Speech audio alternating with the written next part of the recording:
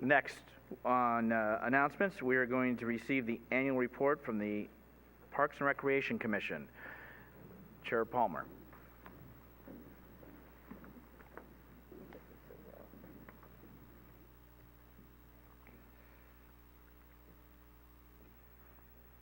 Good evening, Honorable Mayor Medina, members of the City Council. My name is Mike Palmer, and I currently serve as the chairperson for the Parks and Recreation Commission.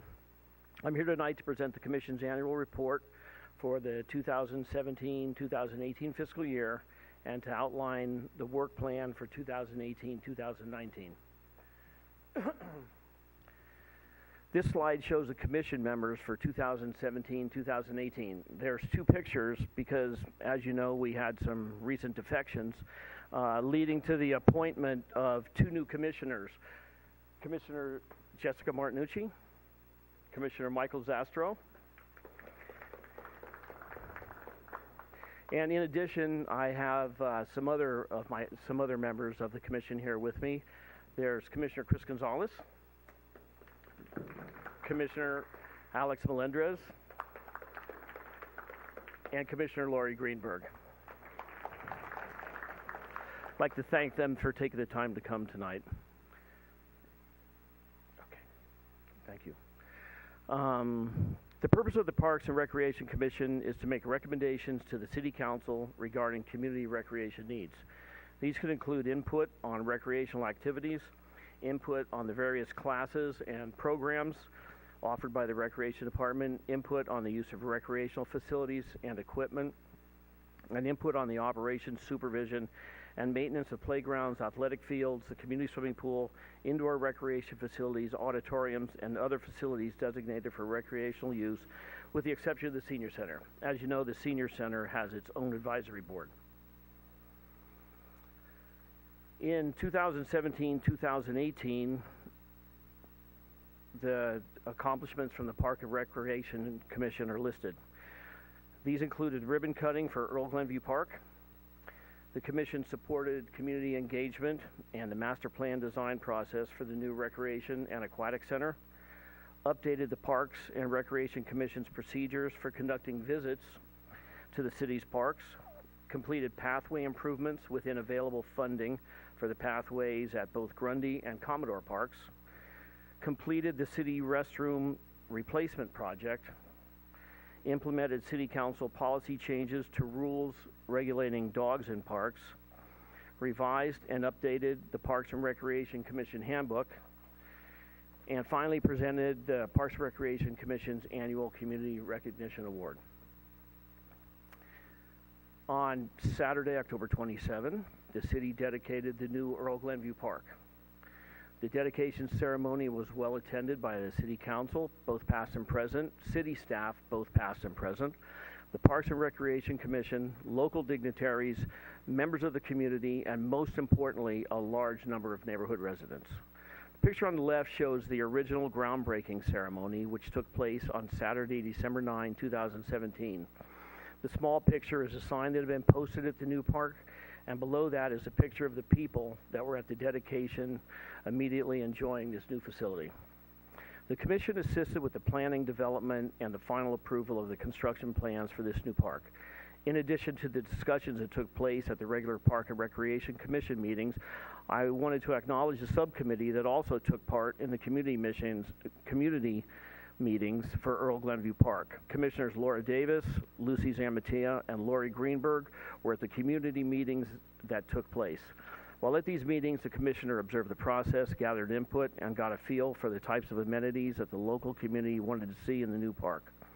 In addition, prior to the dedication, Commissioners Chris Gonzalez and Michael Zastro coordinated an Adopt a Park exercise that gave some of the neighbors the opportunity to plant some new shrubs in the park.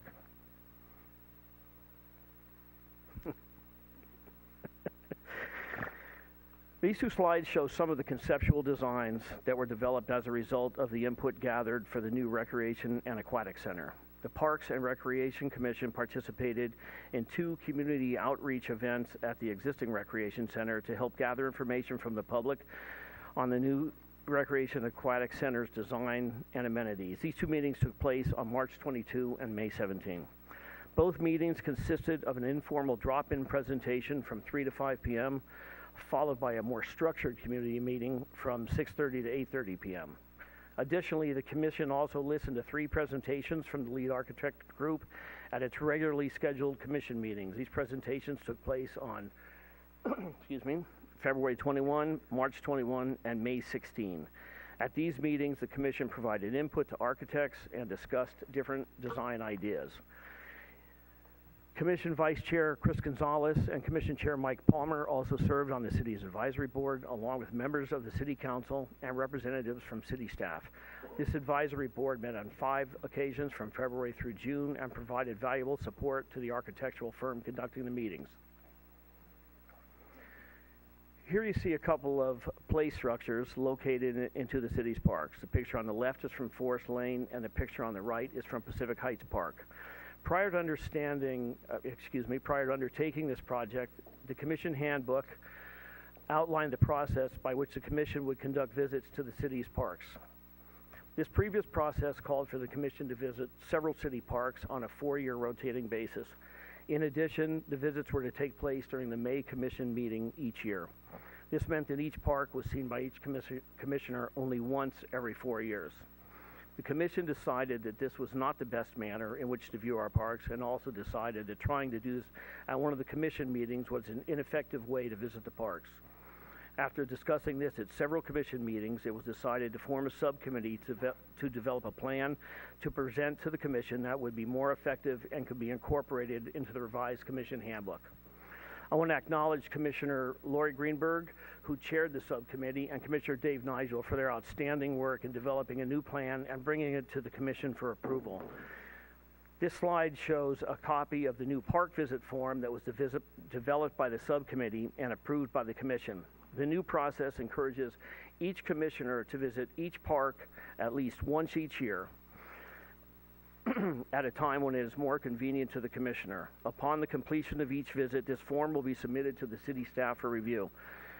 I want to note for the council that these are only visits and not evaluations. This slide shows 2 of the pathways that were resurfaced. The slide on your left shows the newly resurfaced pathway at Commodore, and the slide on your right shows a newly resurfaced pathway at the entrance to Grundy Park. Both of these pathways were completed as part of the project from the previous fiscal year that also brought resurfacing improvements to the pathways at City Park. What you see pictured here are the 2 new restrooms in San Bruno City Park. The city on the left is the new restroom facility located near Diamond 3. The larger picture on the right shows the new facility located near the playground behind Tom Lehrer Field. The small picture in the middle shows the interior of one of the restrooms. This is really a fantastic addition to the park and desperately needed. These new restrooms replace the old ones that had been built in 1962. So this was sorely needed. I want to thank the council for that. On this slide, you see a picture of the new signs that have been installed in the city's parks, which allow dogs on leashes. Also pictured is the new signage and a sample of the dispenser used to dispense doggy waste bags. The Commission was instrumental in helping the City Council develop the pilot program for this, which took place from April 24, 2017 to October 24, 2017. Subsequent to the pilot program, the Commission made several recommendations to the Council, which included the new signs to be installed needed to contain language that dogs must be on a leash no more than 6 feet in length. The new signs also needed to contain language that stated dogs were not to be allowed in or near any play structure or play area. Pet waste dispensers and signs would be installed at all major entrances to the city's parks. And finally, the Commission also recommended that dogs would not be permitted in 5 of the city's smaller parks. Those parks are the Herman Tot Lot, Posey Park, Catalpa Tot Lot, Ponderosa Park, and Lomita Park. The Parks and Recreation Commission first adopted its handbook in February of 2011. Since then, Since the original adoption date, the handbook has been revised and updated on 3 separate occasions. What you see pictured on the cover page of the handbook and addendum number 1 from the latest revision, which was approved by the Commission at its May meeting. The latest revision contains several important changes, including the addition of the annual Commission calendar and the Commission roster as separate pages, which are included as addendums. Because these have now been included as addendums and are not part of the main body of the handbook, it will be easier for staff to make any necessary changes. The addition of Addendum 3 contains excerpts from the City's Municipal Code, Ordinance Number 908, which discusses Parks and Recreation Commission duties. Addendum 4 is a template or a form for documenting meeting agendas and subsequent meeting minutes for any subcommittee meetings which may be needed to conduct the business of the Commission. And Addendum number 5 is the new park visit form that was shown previously. I want to thank the entire Commission, both past and present, as well as city staff, for helping to make these revisions. The valuable input that was received from everyone has helped to make this document something that the Parks and Recreation Commission can be proud of.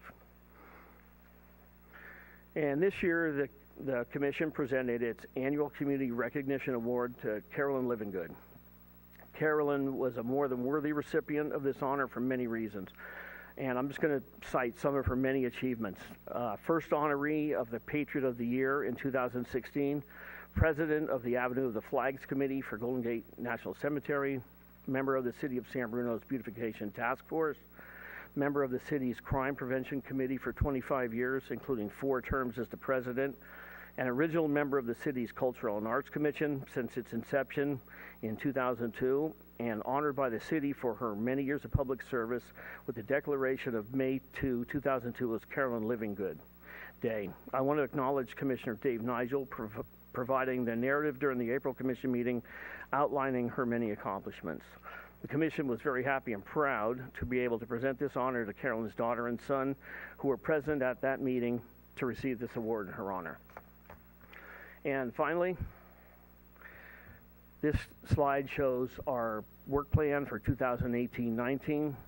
We're going to begin the process for improvements for the Commodore Park Dog Run, continued support for community engagement and the master plan for the new Recreation and Aquatic Center, and finalize the construction design for Florida Avenue Park. So this will conclude the annual report for this year. I'd be more than happy to answer any questions that the council might have. Thank you. Any questions of council?